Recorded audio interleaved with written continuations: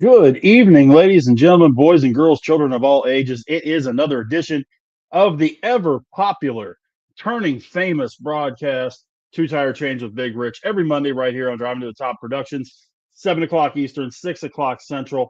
Lots to talk about tonight, including the Truck Series, the Xfinity Series, and the Cup Series at Bristol Motor Speedway this past weekend. And this coming weekend, it's the only off weekend for the Cup Series. The Trucks and the Xfinity Series will be at Rockingham. So we'll get into that here in just a little while. As always, we ask you to hit us up with your questions or your comments. You can hit me up on Twitter at BigRich8371 or hit us right here on the channel. And I'll be more than happy to answer any questions that you might have about this past weekend's racing. It was a good time. It really was. It was one of those weekends that you saw some guys do some things that you weren't necessarily expecting them to do. And then you saw some guys that you expected to do really well that kind of went want want, and it didn't exactly turn out as planned. Um, but that does happen over the course of the season, and it's not something that will affect the entire run of the season for these guys, but it will, the short track runs aren't as prominent as what they used to be. Um, and that's kind of unfortunate. And especially when you look at what happened with the with the races this weekend. I don't know about some of you old school guys like me. It didn't seem like Bristol. Does that make any sense? It didn't seem like Bristol. It really didn't. Um, you didn't have a lot of cautions. You didn't have a lot of wrecks. You didn't have a lot of banged up cars. And at the same time, you still had great racing. I mean, that's not something that I'm gonna denounce or anything like that. But it just seems like the racing wasn't as nip and tuck as it should be when you're running Bristol. Um, Tell me if I'm wrong. I mean, I may be off base. If I am, please feel free to let me know. Let your comments be known here on the message board or hit us up. Hit me up again, like I say, on Twitter at BigRich8371. Um, it just didn't seem like your typical Bristol weekend. I don't know. Uh, the the Cup Series is going to get their first and only um, rest, I guess you could say, of the season as they get the weekend off for Easter. The Truck Series and the Xfinity Series will both be running, though, and we'll get into that here in just a minute. But first, as we always do when all three series are running, we will get into the Truck Series first.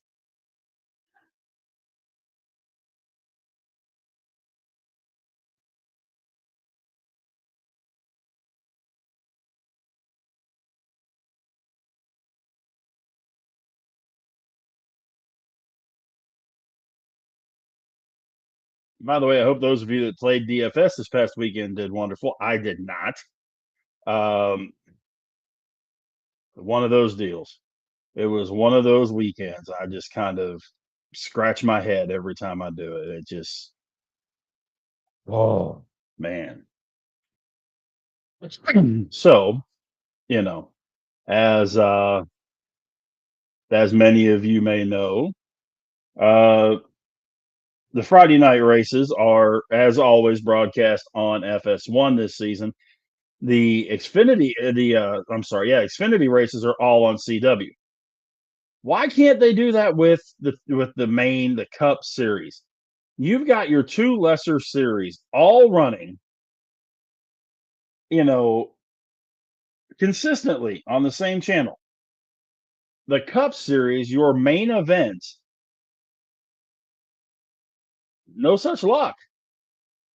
And you're going, I don't understand this. I really just do not understand this. So, you know, because they're going to go from Fox, and it's not really Fox because FS1, has their nose in this thing, because Fox also signed the deal with IndyCar, which I'm not quite sure how that all worked out with NASCAR being a part of this thing. Um, Definitely not something that I would have thought would have played very well. Um, if I'm NASCAR, it's kind of like if okay, I've got McDonald's sponsoring this event, and so is Burger King. Eh, it's presented to you by McDonald's and Burger King. If I'm McDonald's, I'm mad. If I'm Burger King, I'm mad. I don't understand how either one of these organizations went, this is a good idea. Of course, IndyCar is getting the better end of the deal because they are on the main Fox channel all the way through the season. Um, for whatever reason, Fox is hammering the promotion of IndyCar as well. It's really, really kind of weird how that's all going. I I don't like it. The bad part is we're stuck with this until 2031. So strap in, folks, because you got 6 more years of it. Doesn't mean you gotta like it, but you know. But let's talk about the Truck Series race on Friday night, man. I'll tell you what, Kyle Larson was looking to do something that hadn't been done in a long time. He was looking to do a 3-race sweep. He was looking to do the trucks, the Xfinity, and the Cup races and win them all. And he should have. To be perfectly honest, he should have. Larson had this race won, no questions asked, until a late caution. Um, and that allowed Chandler Smith to get up there. There was a 7-lap dash to the finish, and Larson ends up drifting and ends up not even finishing in the top two. Uh, Smith won by almost a second over Larson. Oh, excuse me. Actually, Larson did end up finishing second. That's right, because the third place truck had a flat tire coming around. So 27 lap pressure tires. Uh, could not catch Chandler Smith, and when he got past Larson, I will admit he was gone. I mean, I don't think anybody was going to catch him. Just like I don't think anybody was going to get Larson if that last caution didn't come out. Um, it was a really good race. Don't get me wrong, but Smith gets the lead from Corey Heim when the caution flag flew on lap 237 because Andres Perez spins on the backstretch, um, and it was over from there. So hindsight's 2020, of course, but they just got really tight on the truck on those last few laps and couldn't get the sweep. But at the same time, a really nice run um, for Chandler Smith, getting him that first win of the season. Larson second, Corey Heim third. Tyler Ankrum came in fourth, and Ben Rhodes fifth. Lane Riggs, who has been running really well lately, sixth. Jake Garcia, Caden Honeycutt, Raja Caruth, that's the first time I've said Raja Caruth's name in the top 10 in quite a while. And Gio Ruggiero, that rookie, again, is in the top 10. People better be keeping an eye on that 17 truck and Mr. Ruggiero. Outside of being stuck in a couple of wrecks, he has had a really, really good season. And even with that, Ruggiero is still 13th in points. So, and that's taken into consideration the trucks of the win. Heim has a win. Chandler Smith has his win. Daniel Hemrick has a win. So, you've got a few guys out there with their wins. The points with the Truck Series after those wins is Ty Majeski, Tyler Ankrum, Lane Riggs, Grant Enfinger, Stuart Friesen, Ben Rhodes, Jake Garcia, Caden Honeycutt, Tanner Gray, Giovanni Ruggiero, and Raja Caruth moves into that last qualifying spot on points, actually tied with Matt Crafton for that final spot. So, again, a good race, nothing really to write home about with regards to the race, but a good solid race for Bristol with Chandler Smith coming out on top. The Xfinity race, it was Kyle Larson, and then just when you thought it was good, you might have something going, it became Kyle Larson. He straight dominated this race. He won the pole, and everybody else was running for second. He led 277 of 300 laps. Second Xfinity win at Bristol, 16th of his career. When they finished this race, there were 12 cars on the lead lap. 12 out of 37. That's the closest anybody has come to lapping the field in many, many years. A little over 2 seconds ahead of Carson Kvapil, who passed Allgaier for second on the next to the last lap. Allgaier ended up in third and got his seventh $100,000 Xfinity Dash for Cash bonus.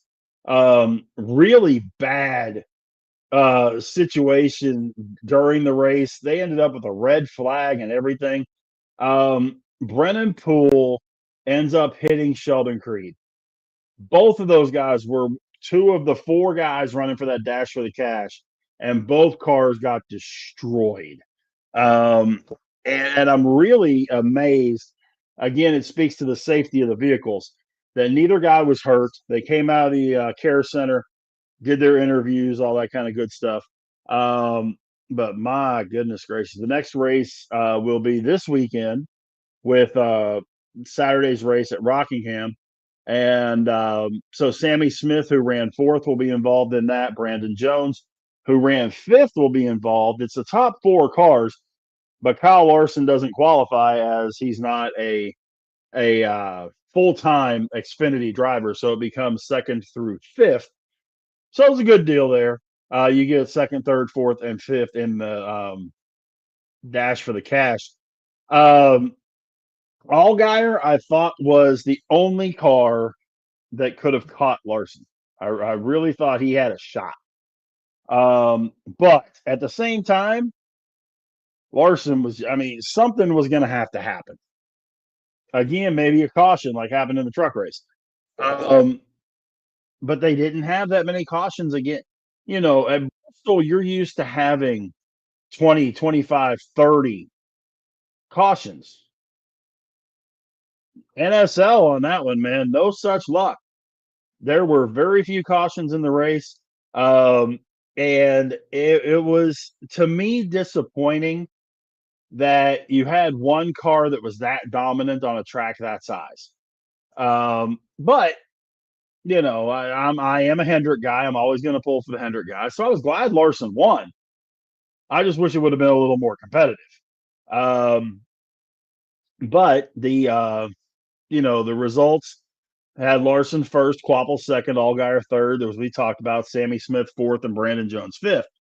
Jesse Love comes in sixth, Ryan Sieg seventh, Corey Heim eighth, Christian Eckes ninth, Dean Thompson 10th. And if you miss any of those standings, just check out the screen down below on the banner, and I've got the top 10 listed for you in all of those categories.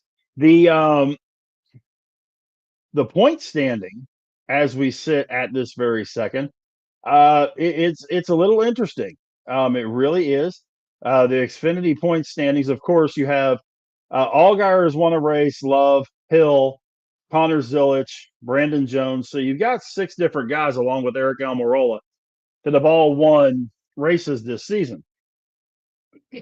So now you've got 10 more guys. The next 10 in points are Sam Mayer, who is second overall in points. He has 5 top 5s and doesn't have a win to his mark yet. Carson Kvapil is up there in the playoff contention at this point. Sheldon Creed lost 4 spots this week, but he's still in there. Ryan Sieg, Sammy Smith, Daniel Dye, Harrison Burton, Jeb Burton, Christian Eckes, and Nick Sanchez. Taylor Gray just a little bit on the outside looking in. But, we got a long ways to go. Don't be too concerned about that. We've only got 9 runs in. But it's the kind of race that, Larson showed people a lot of things, and he also showed how dominant he could be. Xfinity again this weekend. They'll run Saturday at Rockingham Saturday afternoon at 4 o'clock Eastern, I believe. Then we get to the Cup Series, and it was once again the Kyle Larson show. He won the night race last year at Bristol, and he set his mind to winning this one. He was on the pole, or I'm sorry, excuse me, he was third. Alex Bowman, his Hendrick teammate, was on the pole. Ricky Stenhouse qualified second. Denny Hamlin qualified fourth. Blaney fifth. Ty Gibbs sixth. Christopher Bell seventh. AJ Allmendinger in eighth. Carson Hocevar ninth. And Justin Haley qualified in 10th. So a lot of teams represented in qualifying, which is always good. You know, it's not usually as good when you see the top 10 dominated by Hendrick, Gibbs, Penske. You know, you had two Hendrick guys, two Gibbs guys, no Penske drivers in the top 10. Or no, I'm sorry, Ryan Blaney, excuse me. But you had two Spire Motorsports. You had Ricky Stenhouse in the Hayek Motorsports Chevy. You had AJ in the Colleague Racing Chevrolet. So, you know, there were guys there, you know, that could definitely represent other teams extremely well. Joey Logano and John Hunter Nemechek both had to start near the back of the field after working on their cars post qualifying. So neither car qualified in the top 30, so it didn't really matter. Even Logano hit the wall during qualifying. So it didn't really much matter when it came to where they started, whether you're going to start 30 or 36. Really doesn't, you know, really doesn't much make a difference. But when you sit there and you look at what the race allowed, NASCAR allowed teams to add an 11th set of tires for the race because during the Xfinity race, they were burning up tires like crazy. And for some reason, and nobody could figure out why, tire wear was a whole lot better in the Cup race on Sunday than it was in the Xfinity race on Saturday. I'm not quite sure what the deal was with that either.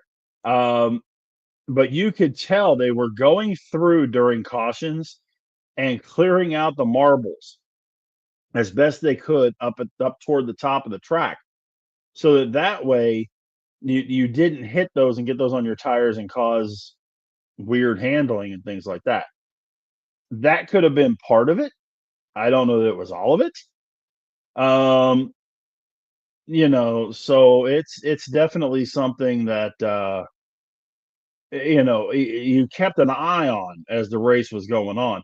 Alex Bowman led for the first 20 laps or so. No major rubber on the track or anything like we were talking about.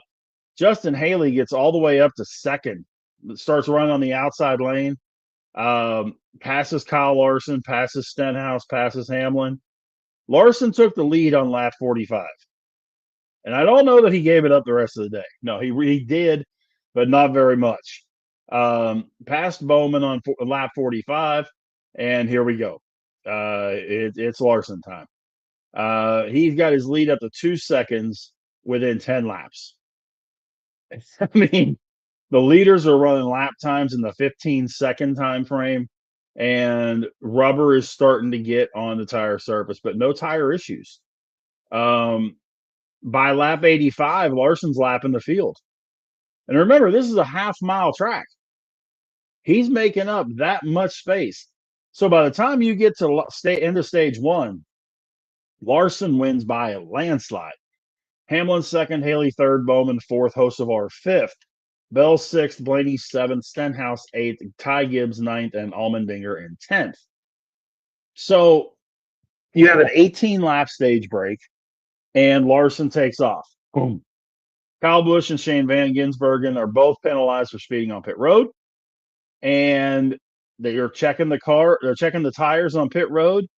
Minimal tire wear. Great. Justin Haley ran great yesterday. He really did. He ran better than he has run in a long time yesterday. He really, honest to goodness, did. He's up to second at lap 160. SVG spins, hits the wall while racing with Cody Ware. And he's pretty much done to start with. Um, then you had one of those ones that I'm sure everybody on the 42 team is doing this, trying to figure out what in the wide world of sports happened to cause this. John Hunter Nemechek pulls out from his pits, takes off. The next thing you see is this piece of metal fly. Well, that piece of metal that flew was his lug nut. And here comes the wheel. So the left rear wheel comes off, goes bouncing down pit road, and crashes into Daniel Suarez's rear end. Missed the gas man on Suarez's car by that much. That much. I mean, it was barely a foot. And that tire was going fast. That would have done some real damage um, if it would have hit him. So definitely, definitely a good thing of what happened. But at the same time, boy, that could have been real bad, real fast. Larson starts in the lead on the restart again, and he wins stage 2 going away. Bowman second, Bell third, Hocevar fourth, Hamlin fifth, Haley sixth, Gibbs seventh, Blaney eighth, Briscoe ninth. Tyler Reddick works himself up to 10th. So guess who's in the lead to start the third stage? Yeah, that's right, Kyle Larson. Gibbs moves up to fourth, and Alex Bowman just keeps going backwards. And they're trying to figure out what the heck's going on. He ended up losing the cylinder, and he just kept losing cylinders. And he was the pole sitter, ran in the top 5 the first 2 stages, and he dropped cylinders and ends up going back in the garage later on in the race. Lap 50, he's done. The final pit stops at lap 390 has the leaders coming down pit road. Mainly Christopher Bell, Kyle Larson. Carson Hocevar's team had a horrible stop after he had been running in the top 10 all day long, was running at the top 5 when he went in the pits, and it was just a terrible, horrible pit stop. Dropped the car off the jack, had to pick the car back up, get the jack underneath it, rejack it up. It was horrific, and I'm sure you just have all these thoughts if you're Carson Hocevar running through your head of what in the world can I do to be able to finish a race? He's had several races this year that he should have finished in the top 5, and it just hasn't happened. So lap 415, we get Kyle Larson versus Hamlin, and Hamlin's gaining on Larson. And once the pit cycle completes, everybody's getting back onto the same page and all that. 440, Larson's back in the lead, and it's over at that point. Kyle Larson led 411 laps. 411 of 500 laps. 3 total cautions in this race. At Bristol, 3. 1, 2, 3. Uno, dos, tres. Ichi, ni, san. 3 at Bristol. Don't get it? Not sure I'm ever going to get it. This was a weird race. Top 10, Larson, Hamlin, Gibbs. Briscoe 4th, Blaney 5th, William Byron 6th, Ross Chastain 7th, Christopher Bell 8th, AJ Allmendinger 9th, and Austin Dillon pulls into 10th place. So that makes the points with where we're at right now. Standings are pretty much where you would expect them to be. Byron, Hamlin, Bell, Larson all have wins. So does Josh Berry. So you have 5 guys with the 9 wins. Of course, Christopher Bell has 3, Denny Hamlin has 2, and now Larson has 2. The other 12 that would be in the playoffs today if they started, Chase Elliott, Ryan Blaney, Tyler Reddick, Bubba Wallace, Joey Logano, Alex Bowman, Ross Chastain, Chris Buescher, Chase Briscoe, Ryan Preece, Kyle Busch, and AJ Allmendinger. The one, you've got a couple of guys that are out of the playoffs right now that you just got to shake your head. And Carson Hocevar is one of them. I mean, he moved up 5 points this week, but he has only had one top 10 and it was a top 5. He's had how many DNFs? 7? Is that right? No, 3 DNFs. And it's just like, okay, wait a minute, timeout. Hold on. He's driving too good of a race car. Spire Motorsports is putting some really good race cars out there.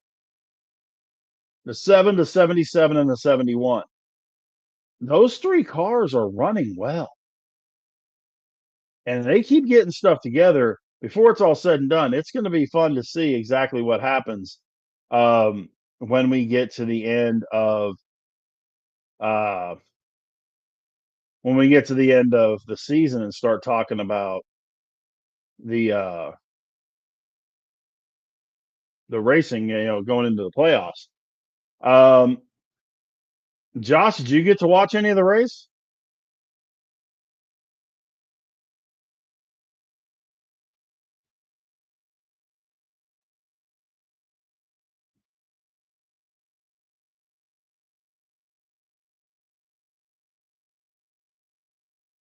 Can't hear you, man. You're on mute. Can you hear me now? Yep. Yeah, wait. Sorry. What was your question? Did you get a chance to see any of the race? I did not get to watch the NASCAR race because I forgot about it. Oh my.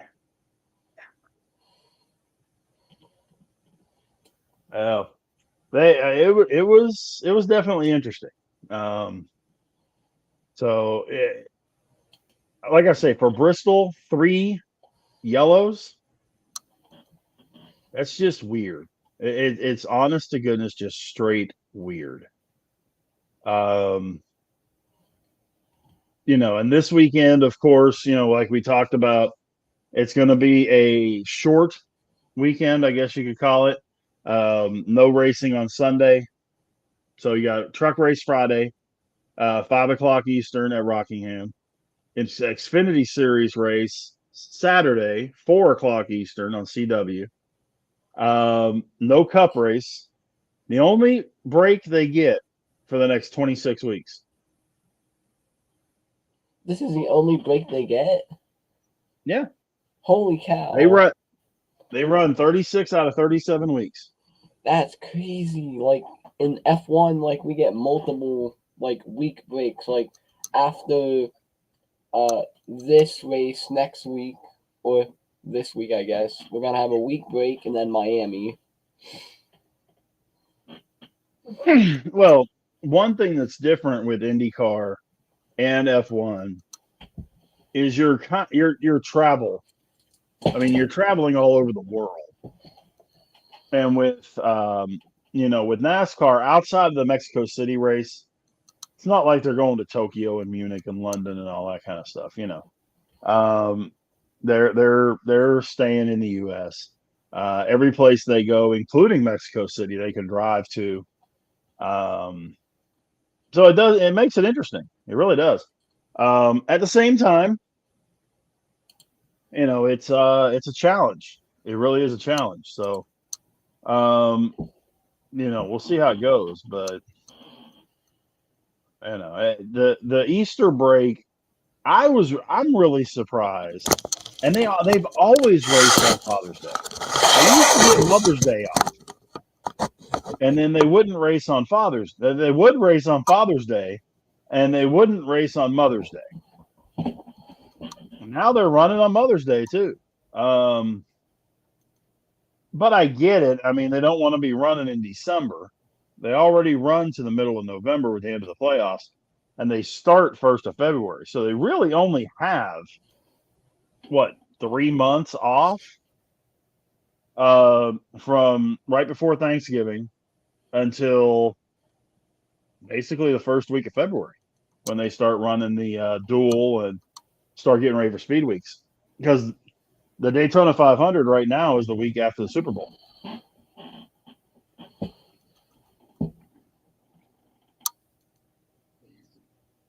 All right, well, I think it's time for me to talk some F1. Unfortunately, I do not have the stats for the Japanese Grand Prix, unfortunately, because I missed that week because I was sick. What? Let's just worry about this week. All right, so this week in Bahrain, uh, for qualifying, Oscar Piastri on pole, Charles Leclerc second, George Russell third. He had a penalty for impeding in the pit lane or being released too early for qualifying. Then we have Pierre Gasly in an Alpine in P4, which is surprising. And then we have P5 Kimi Antonelli, who also had a penalty for the same thing as George Russell. Then we have Lando Norris, P6, Max Verstappen, P7. So I wrote these on my phone and I shortened a bunch of them. And I forget who they all were. Carlos Sainz, P8. Lewis Hamilton, P9. Yuki Tsunoda, P10. Jack Doohan, P11. Isaac Hadjar, P12. Fernando Alonso, P13. Esteban Ocon, P14. Alex Albon, P15. Nico Hulkenberg, P16. Oh, am I lagging? Hmm? Am I lagging? You're good. You're good. I'm lagging on my screen. You're okay. Anyway, Liam Lawson, P17. Gabriel Borderello, P18. Lance Stroll, P19. And in P20, Oliver Bayman. So, this race was a lot better than the Japan one because there was overtaking. I forget what happened. Let's get to finishing. Oscar Piastri wins from pole. This is the 5th race plus the Chinese sprint race. So as of now, all drivers that got on pole have won the race. George Russell in second. Lando Norris in third after serving a 5-second penalty for going outside of his grid box in the start of the race. Charles Leclerc fourth. Lewis Hamilton fifth. Lewis Hamilton got driver of the day. Max Verstappen sixth after a last lap overtake on Gasly. Gasly P7. Ocon P8. Yuki Tsunoda P9. These are his first points for Red Bull after he got swapped with Liam Lawson in Japan. So big news for Red Bull. Oliver Bowman P10. He started P20 and he went up 10 places. In my opinion, he deserved driver of the day, but Lewis Hamilton got it. Anyway, so P11, Kimi Antonelli. This is his first race where he didn't score a point. He was the first rookie besides Lewis Hamilton in 2007 to score points in all 3 of his first races as a rookie. But after a horrible strategy, he got knocked down to P11. Alexander Albon, 12th. Isaac Hadjar, 13th. Jack Doohan, 14th. Fernando Alonso, 15th. Liam Lawson, 16th. Stroll, 17th. And Gabriel Borderello, 18th. Carlos Sainz DNF'd after hitting Liam Lawson, I believe. And Nico Hulkenberg was disqualified after the race for having extreme skidway, which is the plank under the car that creates the sparks. Gotcha. Well, So sounds like an interesting week. next race is the end of this triple header in Jeddah. Obviously, the uh, McLarens are the fastest car as they are both leading the championships. Hold on, let me go get the team standings. So for the team standings, we have McLaren in first, Mercedes in second, Red Bull in third, Ferrari in fourth, Haas in fifth, Williams in sixth, Aston Martin in seventh, Racing Bulls or VCarb, I believe, in eighth, Alpine in ninth, and Kick Sauber in 10th. Now, this is really rare. All 10 teams have scored points in the first 4 races. I Okay. believe last year it took until the penultimate race for all teams to score points. This year is done in 4 races, so this will be a very exciting year. Now, as we move into the drivers' standings, we have Lando Norris in first with 77 points. Oscar Piastri for McLaren with 74 points. After his race win, that really bumped it up. So expect a McLaren versus McLaren fight. Max Verstappen falls down to third with 69 points. George Russell for Mercedes with 63 points. Charles Leclerc with 32 points. And Kimi Antonelli and Mercedes with 30. I'm only going to do the top 6. So it's Sounds very good. fun, very good. So, you have any questions? No, I mean it sounds like there's definitely some parity going on there in F1 right now, which doesn't usually happen, but there is a lot of parity going on right now, and it's going to be interesting to see how the whole season plays out. Very similar, excuse me, very similar to what we're seeing in NASCAR right now.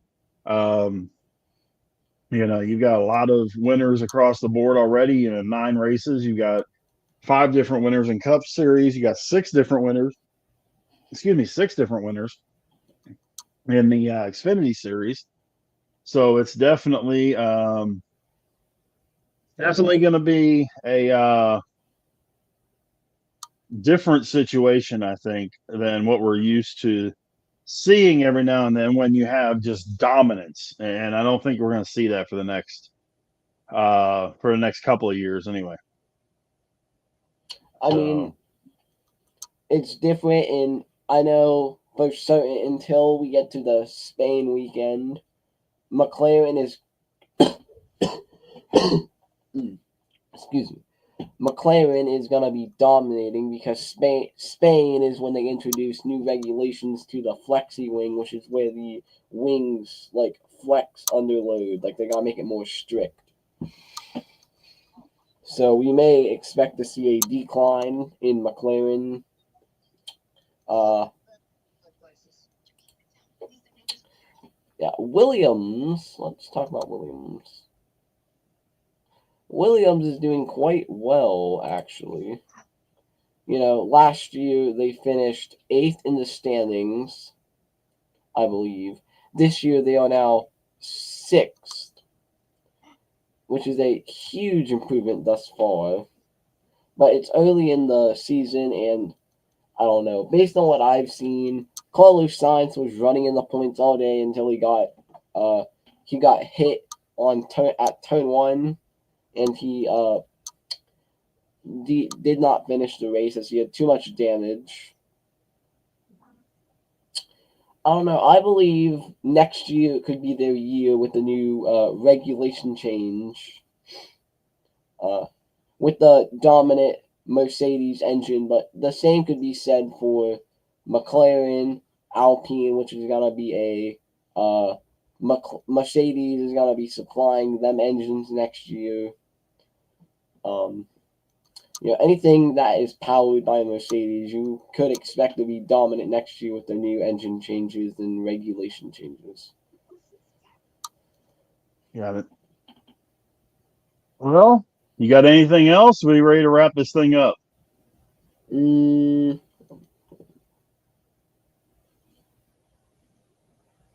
I don't know. I'm pretty sure that's it until next weekend in Jeddah. Okay. Okay. My predictions on who to win the race. This is my top three. Max Verstappen is very good in Jeddah, so you could expect to see a podium, even though his car is not the best.